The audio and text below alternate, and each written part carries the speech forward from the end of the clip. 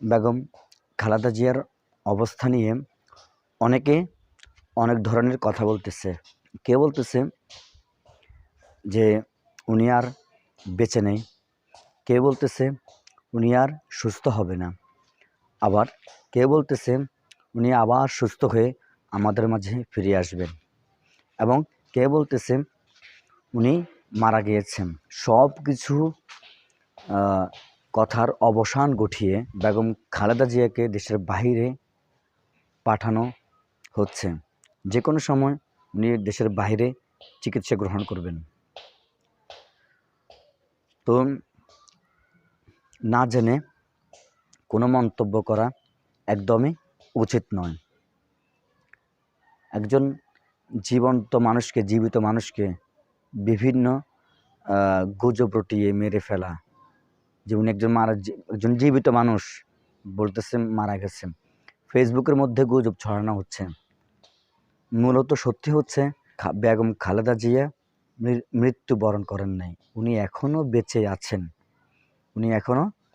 আছেন এবং ওনার চিকিৎসার জন্য বাহিরে যে কোনো সময় চলে যেতে পারেন, ঠিক আছে, নিয়ে যেতে পারেন। তো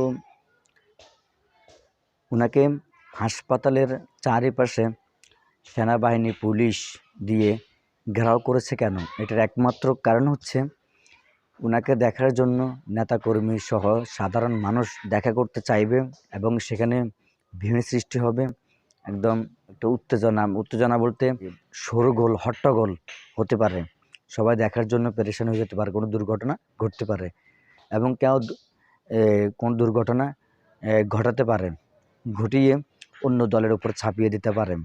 সবগুলো বিবেচনা করে এই সিদ্ধান্ত নেওয়া হয়েছে, যাতে করে কেউ কোনো সমস্যা সৃষ্টি করতে না পারে।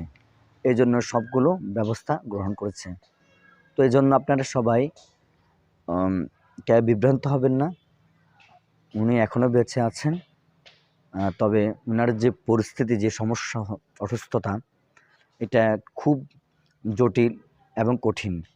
তো আল্লাহ যদি চায়, হয়তোবা বাইরে সুচিকিৎসা হলে বা আল্লাহ যদি ওনাকে বাঁচিয়ে রাখে, আবার উনি বাংলাদেশের মাঝে, আমাদের সকলের মাঝে ফিরে আসবে, সুস্থ হয়ে আসবেন। আমরা দোয়া করি আল্লাহ রাব্বুল আলামিন ওনাকে সুস্থতা দান করুক।